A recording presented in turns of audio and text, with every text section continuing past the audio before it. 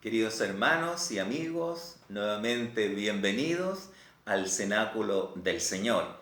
Y comenzamos este pequeño devocional en el nombre del Padre, del Hijo y del Espíritu Santo. Cuánto gozo hay en nuestro corazón de poder estar nuevamente unidos en el Espíritu para orar al Señor, presentarle nuestra gratitud, nuestras peticiones, escuchar su palabra, alabarlo. Y bueno, vamos entonces a comenzar orando al Señor.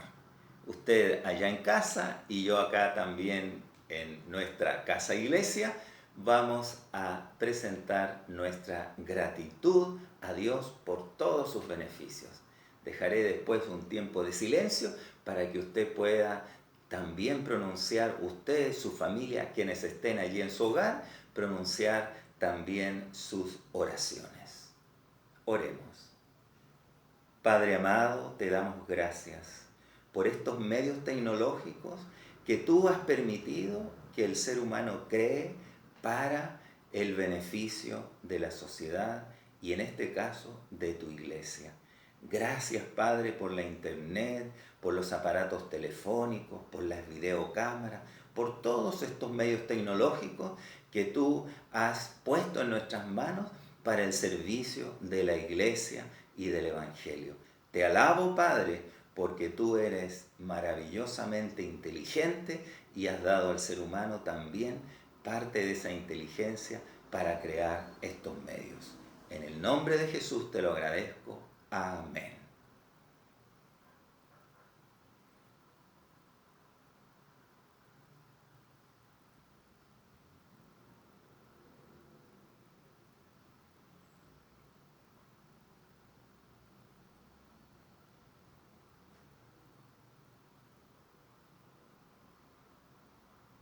Amén. Y ahora vamos a presentar al Señor nuestras peticiones. Dejo yo un momento de silencio para que ustedes en casa, después que oro yo, puedan también presentar en voz alta algunas de sus peticiones, los distintos miembros de la familia o quienes se encuentren allí participando de este cenáculo. Si el tiempo es breve para ustedes, si necesitan más tiempo porque hay más oraciones que hacer, aunque siempre claro queda la posibilidad de orar también en forma simultánea, es decir, todos a la vez, pero a veces es interesante escuchar también la oración del hermano o del amigo. Pero les digo que hay una alternativa que es sencillamente ustedes hacer pausa en su aparato y entonces allí van a tener más tiempo, van a poder extenderse más en sus oraciones de petición. Bien, los invito entonces a que presentemos al Señor nuestras peticiones. Lo haré yo primero. Padre, te ruego encarecidamente por tu iglesia en este país. Te pido, Señor, que tú unas a tu iglesia a lo largo y ancho de toda nuestra patria. Te pido, Padre, que podamos superar toda diferencia, porque es indudable que en tu familia hay distintos tipos de personas e incluso diferentes maneras de pensar con respecto a la Biblia, a la doctrina. Pero lo más importante es que nos une la fe en Jesucristo y el amor al Padre, el amor a Dios. Tu Espíritu Santo nos une en un solo cuerpo. Padre, te pido que por favor tú pongas espíritu de unidad en tu iglesia, que unas a los hermanos y hermanas, que toda diferencia sea superada, que unas a los ministros de Dios, a los pastores, las pastoras, los evangelistas, en fin, todos aquellos que lideran en tu pueblo puedan estar unidos por una sola causa, que es bendecir a tu iglesia, pedir a tu presencia, Señor, que tú nos mantengas en unidad y con fuerza para predicar el Evangelio a esta sociedad que tanto necesita de tu palabra, que tanto necesita de Cristo como Señor y Salvador. Te lo pido, Padre, en el nombre de Jesús. Amén.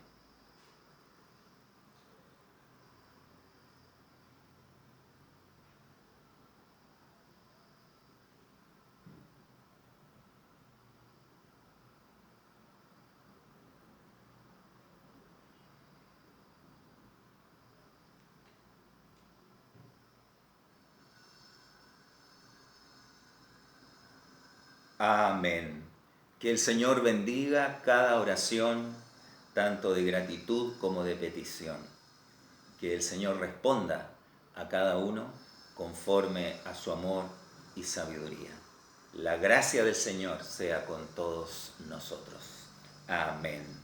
Y bien, ahora sí, vamos a cantar un salmo. El Salmo 121, que en mi Biblia lleva por título Jehová es tu guardador. Es decir, el Señor, yo soy, Yahweh, Yahvé, Él nos cuida, nos protege, nos guarda. Estamos en la palma de su mano y Él, que es nuestro Padre Celestial, nos cuida en toda circunstancia. Respiremos un poquito, porque este canto es muy hermoso y tenemos que hacerlo bien para el Señor. Vamos a utilizar toda la letra. Son 8 versículos y esos 8 versículos tienen una música muy especial. Alzaré mis ojos a los montes, ¿de dónde vendrá mi socorro? Mi socorro viene de Jehová, que hizo los cielos y la tierra. No dará tu pie al resbaladero, ni se dormirá el que te guarda. He aquí no se adormecerá, ni dormirá el que guarda a Israel. Jehová es tu guardador, Jehová es tu sombra, tu mano derecha. El sol no te fatigará, ni la luna de noche. Jehová te guardará de todo mal. Él guardará tu alma. Jehová guardará tu salida y tu entrada desde ahora y para siempre. Amén. Amén. Amén. Amén. El Señor nos guarda día y noche. Jehová es tu guardador. Jehová es tu sombra a tu mano derecha. El sol no te fatigará de día, ni la luna de noche. Amén. Vamos a reflexionar brevemente en la palabra de Dios y ahora vamos a abrir nuestra Biblia en el Evangelio según San Juan, continuando con el capítulo 1.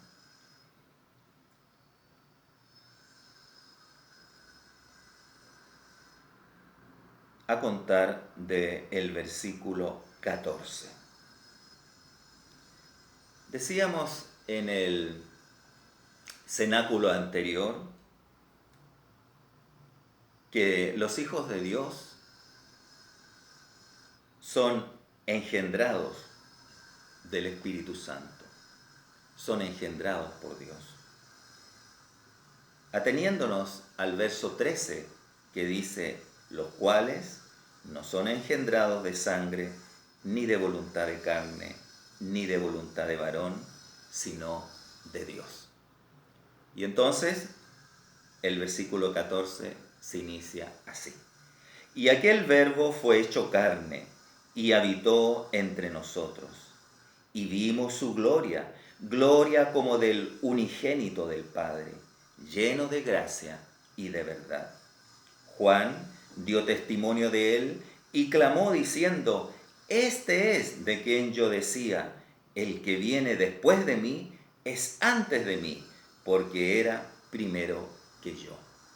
Porque de su plenitud tomamos todos, y gracia sobre gracia.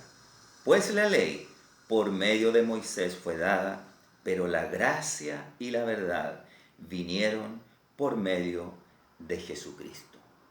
A Dios nadie le vio jamás.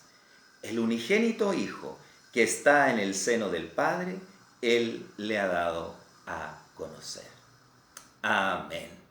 Que el Señor bendiga esta palabra en nuestro corazón y también en nuestra mente. Dice que aquel Verbo fue hecho carne. El apóstol Juan ha hablado del Verbo de Dios, el Logos, la palabra de Dios, Cristo, que está con Dios y es Dios. Esta segunda persona de la Trinidad, el Hijo de Dios, porque Dios es trino, Padre, Hijo y Espíritu Santo.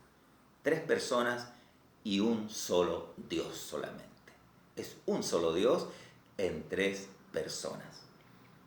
Y la segunda persona es este Verbo. Y este Verbo, dice, fue hecho carne, o sea, fue hecho ser humano, fue hecho hombre, en la persona de Jesús.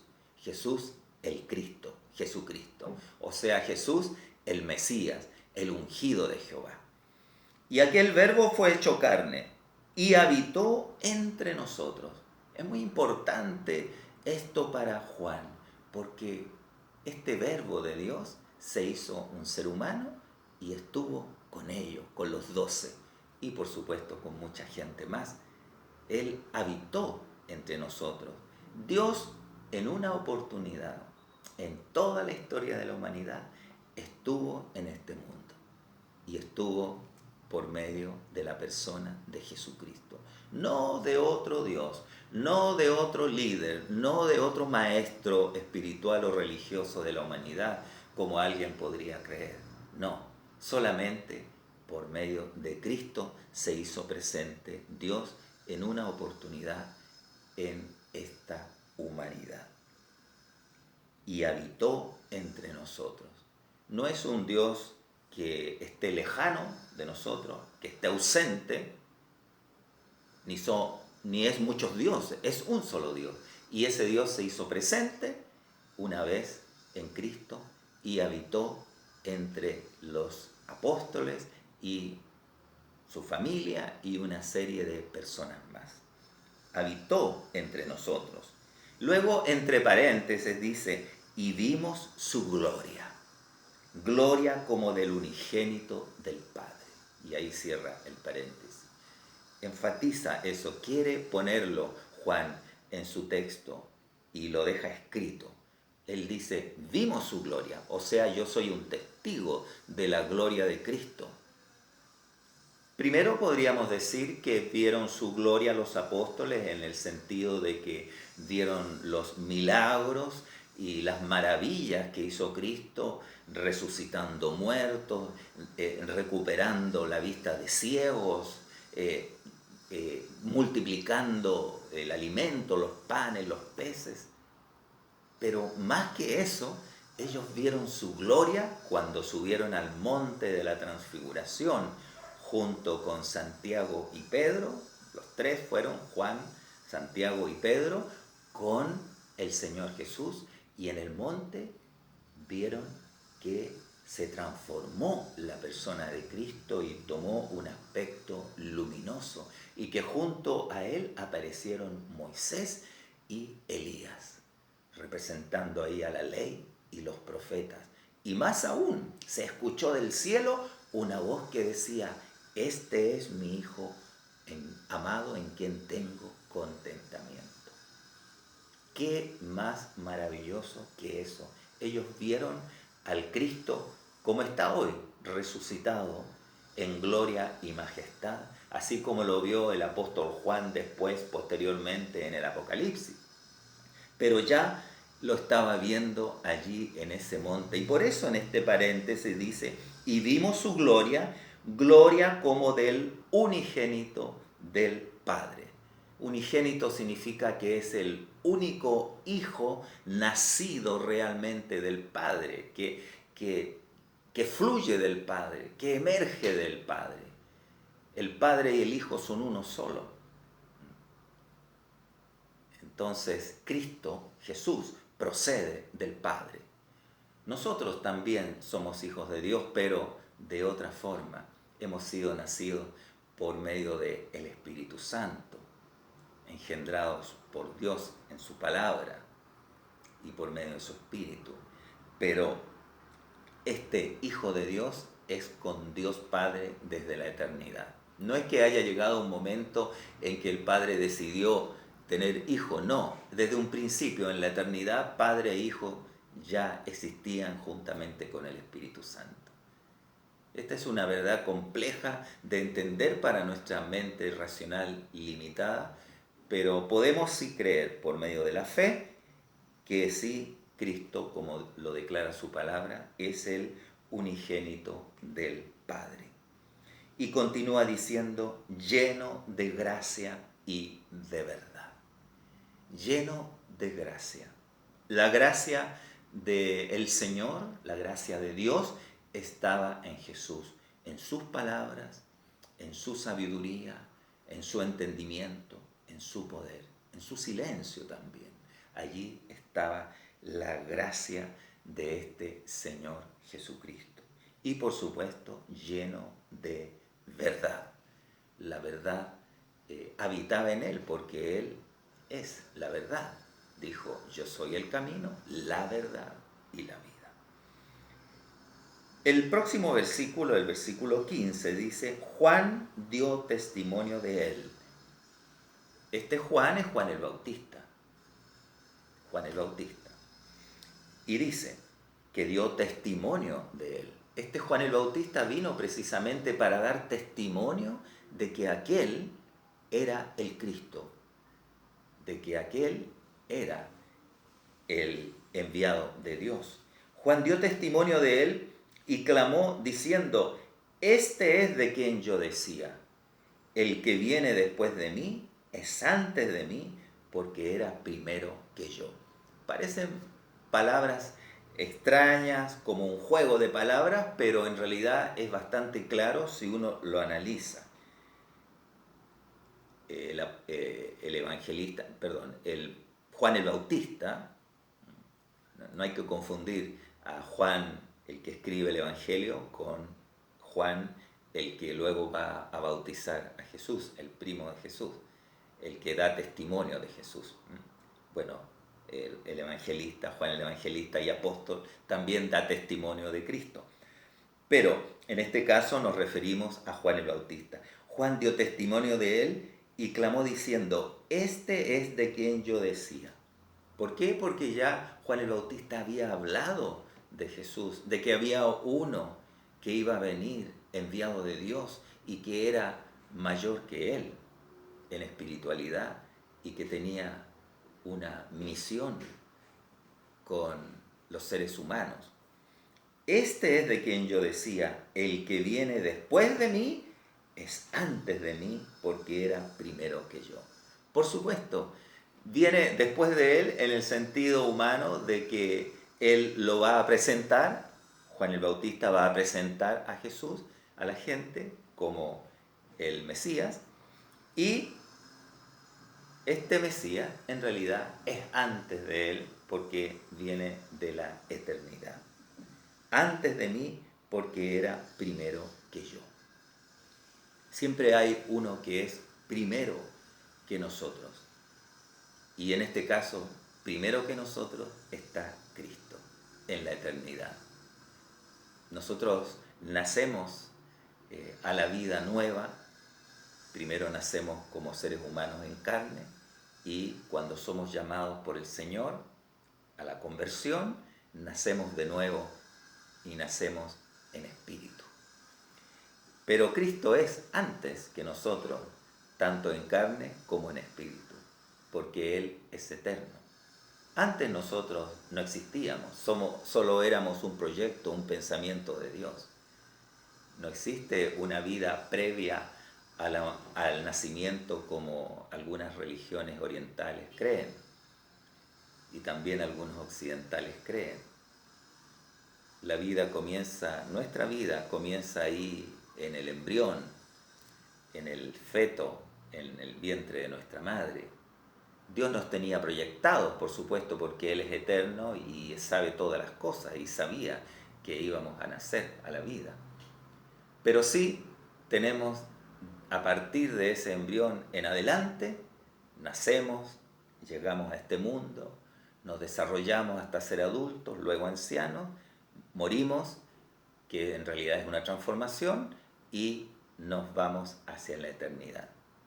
Algunos al cielo, otros al infierno, pero somos eternos en ese sentido. Luego el verso 16 dice, porque de su plenitud tomamos todos y gracia sobre gracia. De la plenitud de Jesucristo, de su eternidad, de su verdad, de su amor, de su evangelio. De esa plenitud tomamos todos los que creemos en Él, por supuesto.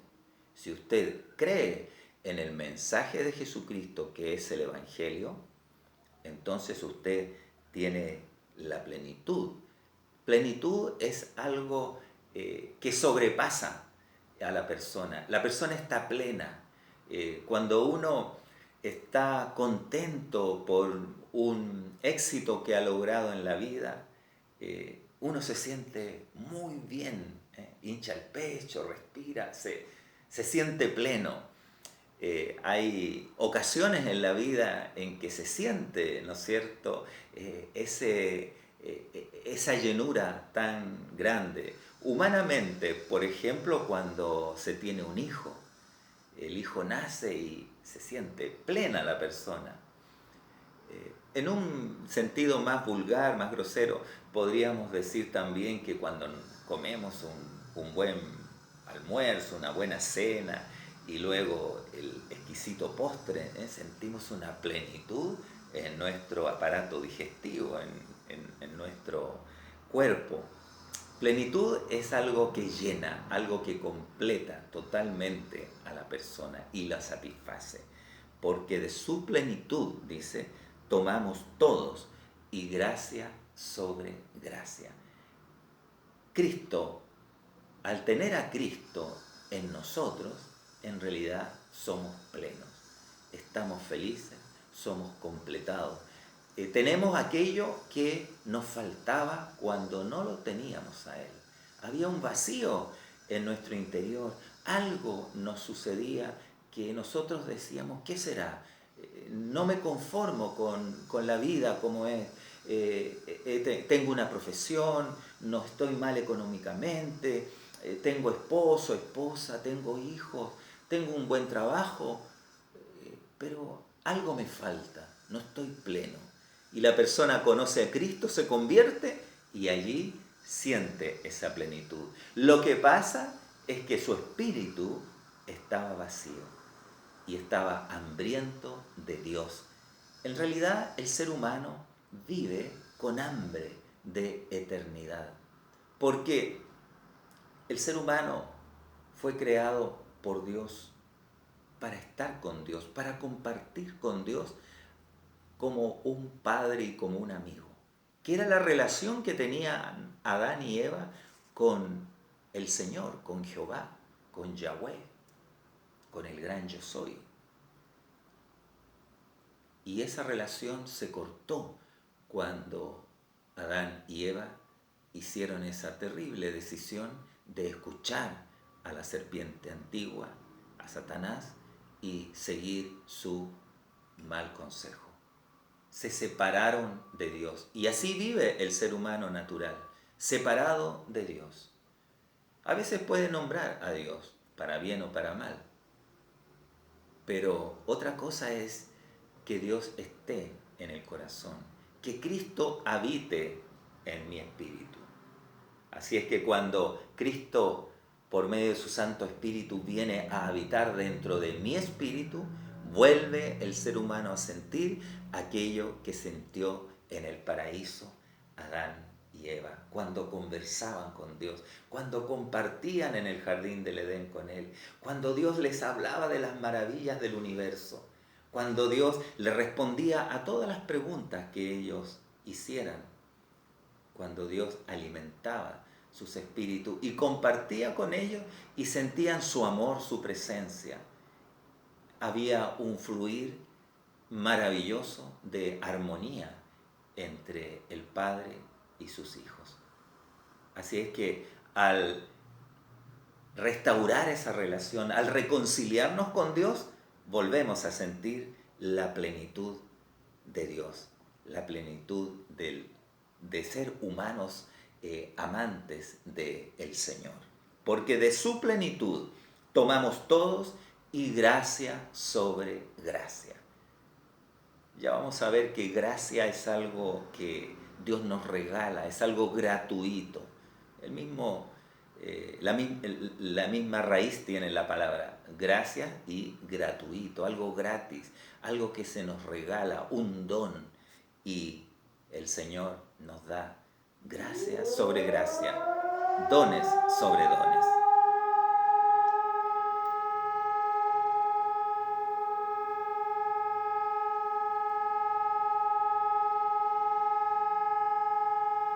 Sigamos viendo ahora el verso 17, que dice, pues la ley por medio de Moisés fue dada, pero la gracia y la verdad vinieron por medio de Jesucristo.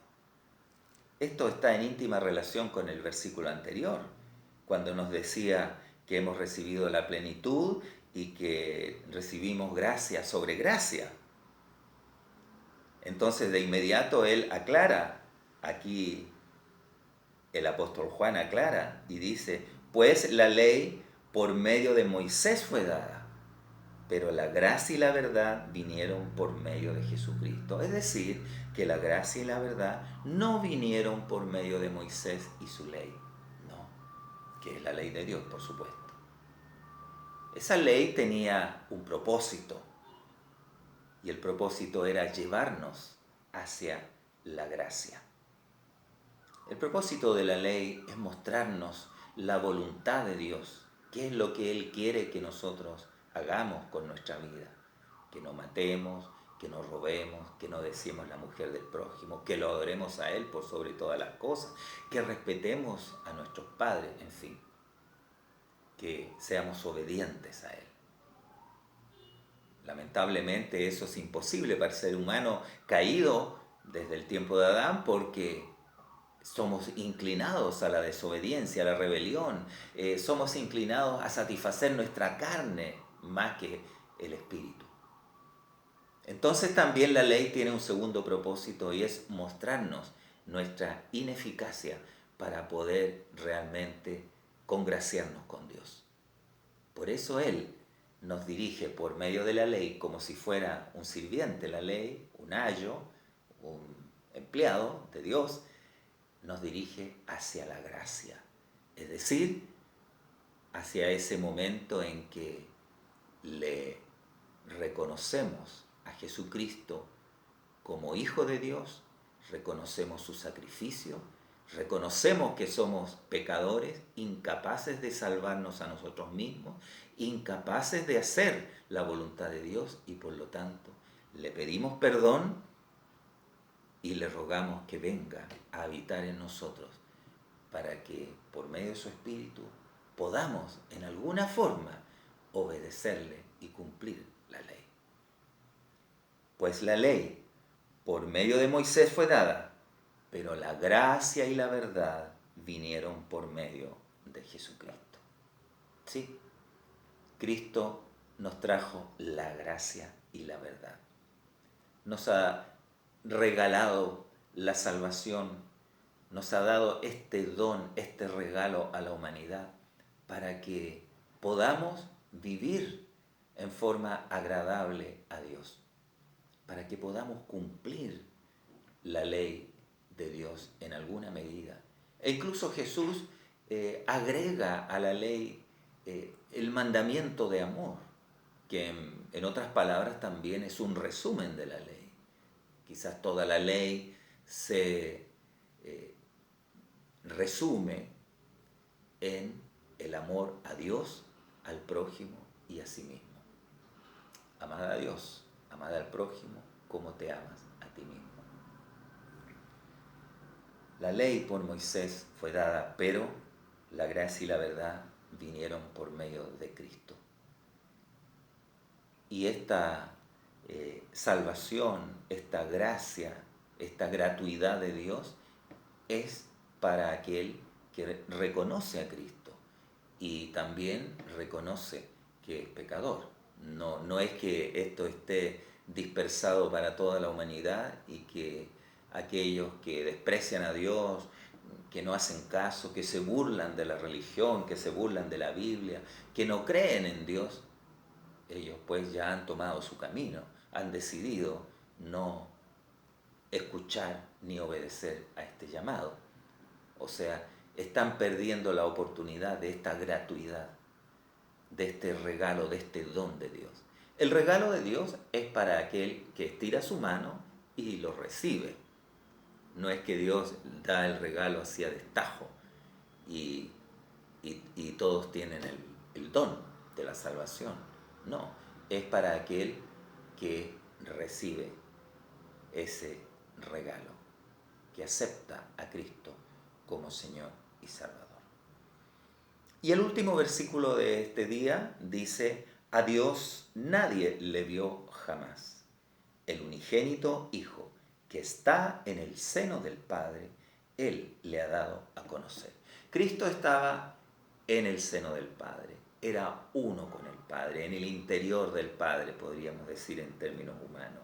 Está en el seno del Padre. Este Cristo que conoce verdaderamente a Dios y ha visto y sabe quién es Dios porque Él mismo es Dios, este le ha dado a conocer a la humanidad. Cristo da a conocer a la humanidad al Padre Dios. Porque a Dios nadie le vio jamás. Cuando Moisés subió al monte, dice que vio las espaldas de Dios. Tal vez vio la espalda del Hijo. Eso no se sabe. A Dios nadie le vio jamás. El unigénito Hijo que está en el seno del Padre, Él le ha dado a conocer. Quiera Dios que usted pueda conocer a Cristo, porque al conocer a Cristo, conocemos a Dios.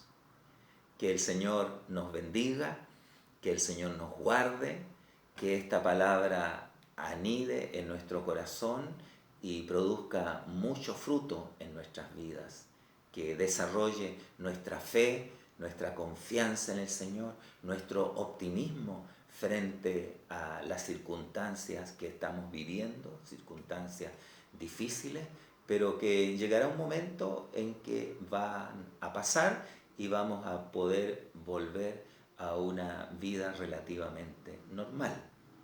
Pero lo importante es que nosotros sigamos siempre conectados a Jesucristo por medio de su Espíritu Santo, orando al Señor, leyendo su palabra, alabando a Dios, teniéndole siempre en cuenta en toda decisión. Quiero, para terminar, pronunciar esa bendición que Dios entregó a Moisés y que Moisés enseñó al sumo sacerdote Aarón para que la pronunciara sobre el pueblo de Dios. Es la bendición sacerdotal, también llamada la bendición de Aarón. Así es que inclinemos nuestros rostros para recibir la bendición del Señor. Jehová te bendiga y te guarde. Jehová haga resplandecer su rostro sobre ti y tenga de ti misericordia. Jehová alce sobre ti su rostro y ponga en ti paz. Que el Señor les bendiga. Nos vemos en nuestro próximo cenáculo. Bendiciones.